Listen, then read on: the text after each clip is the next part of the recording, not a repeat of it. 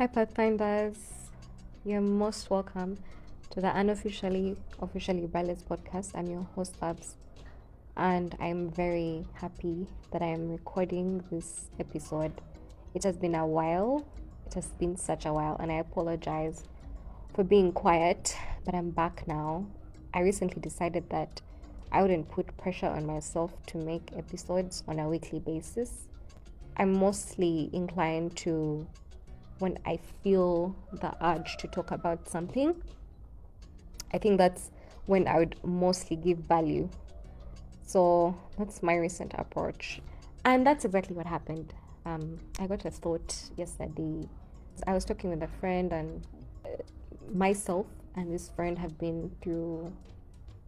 had quite some tragedy in our pasts. And so the thought was, when we're meeting new people in our lives, how do we share those parts of our pasts to them?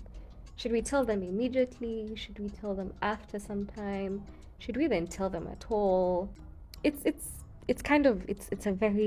a worrisome thing for people like us, because there's a possibility of the person going away or deciding that they're not going to deal with that baggage.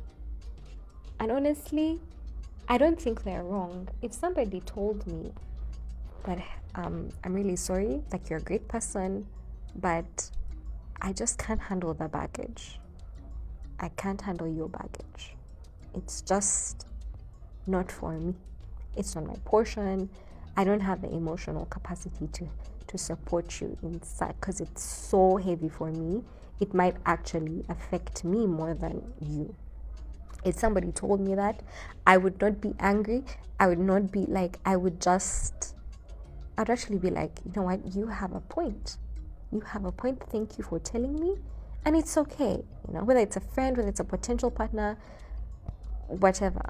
So I wouldn't be mad. And so I keep wondering, like, I'm going to meet so many people in my life, people that I haven't met yet, that are coming into my life. And when do I tell them?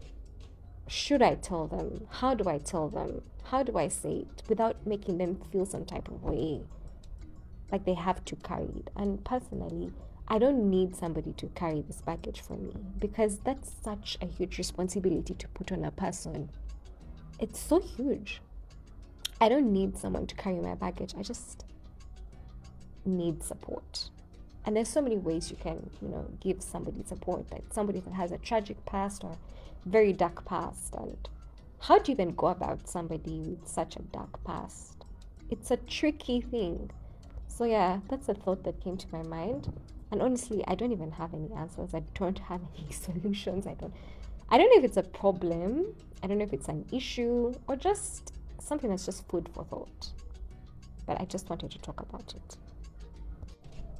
One thing that makes me really happy is that I haven't made my grief my identity, because we're in an era where if you've been through something, or if you have a certain condition, it becomes like you become that condition.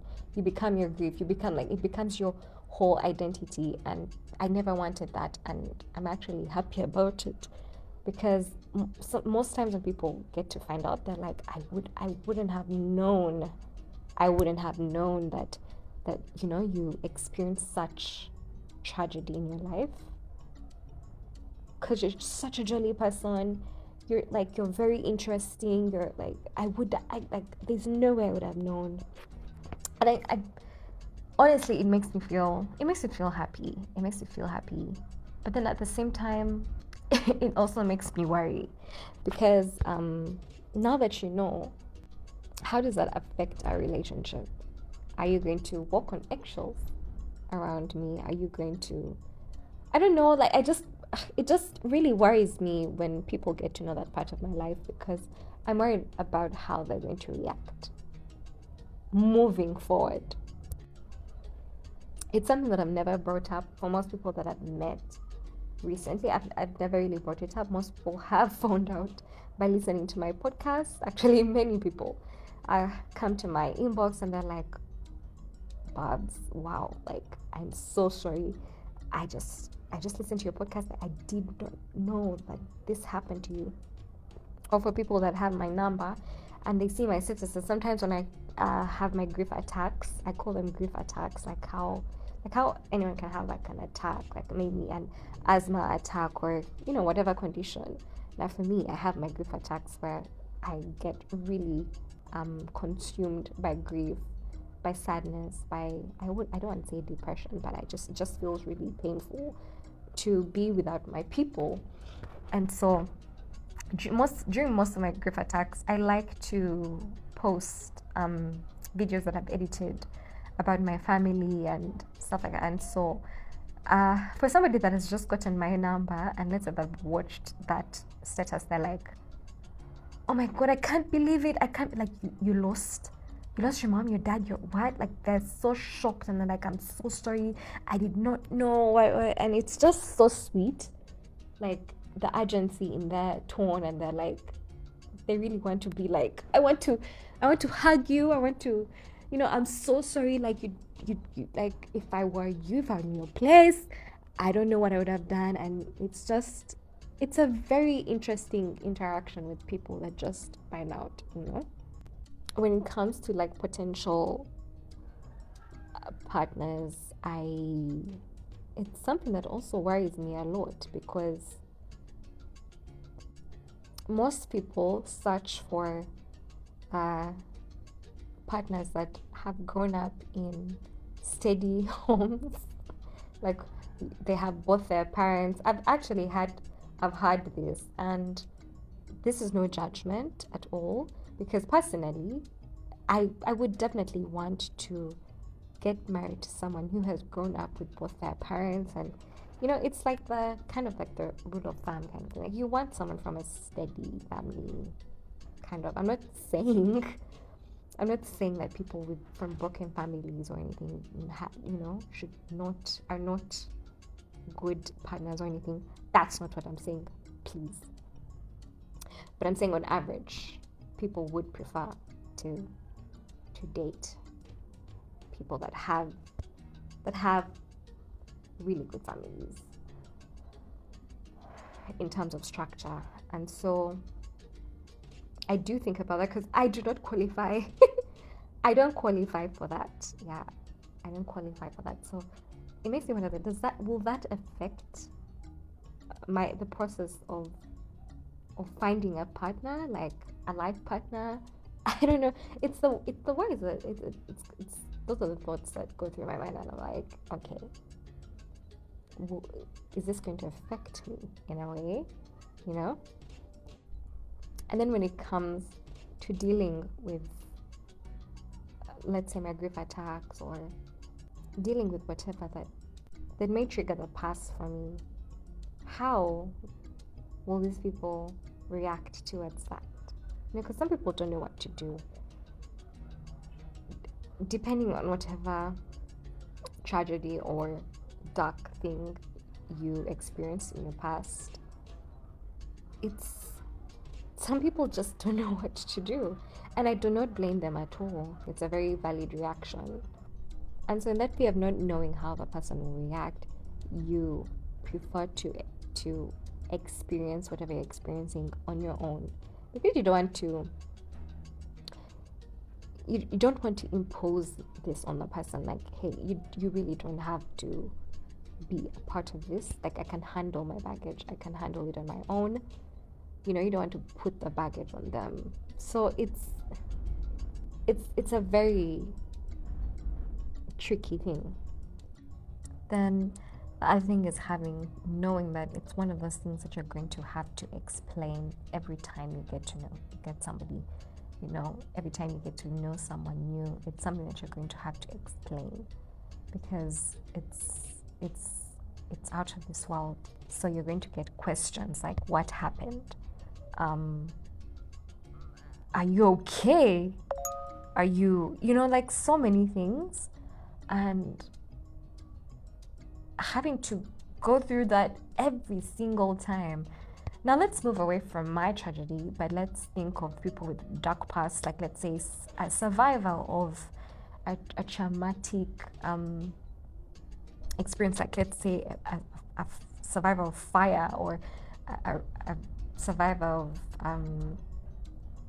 of domestic violence, or maybe of an accident, and you got a very big scar or something, and everyone has to ask you, like, what happened,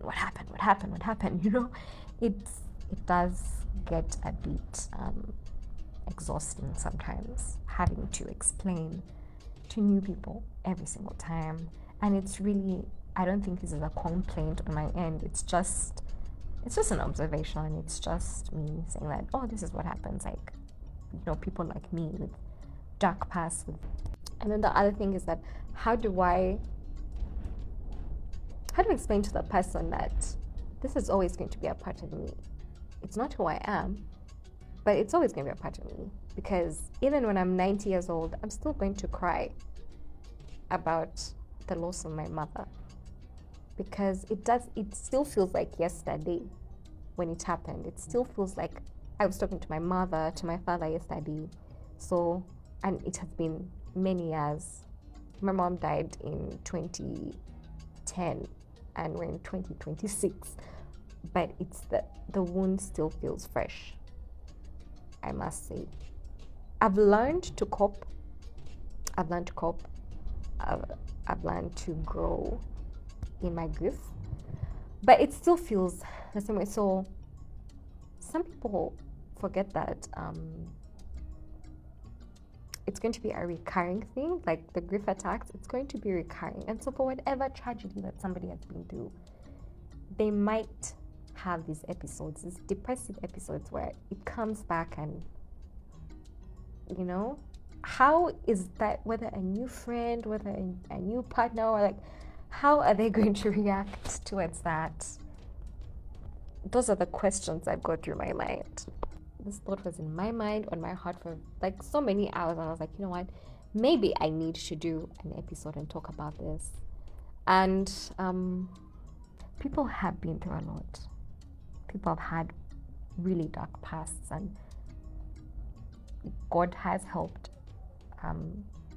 many people to leave those tragic pasts behind and start new lives. But sometimes we have to relive that tragedy over and over again, especially when we're meeting new people, having new people in our lives, because we have to explain our pasts to these people, because at some point they have to understand that it's part of us, and you're getting this part out and being vulnerable and showing it to this new person in your life, whether a friend, whether a friend, whether a potential partner, or whatever, or even a current partner, but no, potential, because they're new. Yeah, but it could be a partner though, because some people don't disclose their pasts until so many years later, and they're like, oh, by the way, you must know this. And so I guess this episode is it's for those people. It's a dedication to people that have really tragic pasts, really dark pasts, and you don't know what to do with that kind of information, especially when you have new people in your life. You don't know how to share it. You don't know if you should share it. You don't know when. You don't know how. It's a very confusing thing for you. So yeah, this episode is a dedication to you. And when I say tragic, when I say dark pasts, honestly, I'm not measuring what tragic is and what dark is. Dark and tragic could mean anything to you. If the way you experienced it was dark and tragic and an experience you never want to go to, then this episode is for you. Whether you were cheated on and it broke your heart to the point where you entered a depressive period for a very long time, or you lost a job, like, all these things could be really tragic for you. It's all for you. Whatever tragic and dark means to you, this episode is for you. So yeah, thank you for listening this far. I'm looking forward to the future episodes, and I will see you in the next episode. Toodaloo.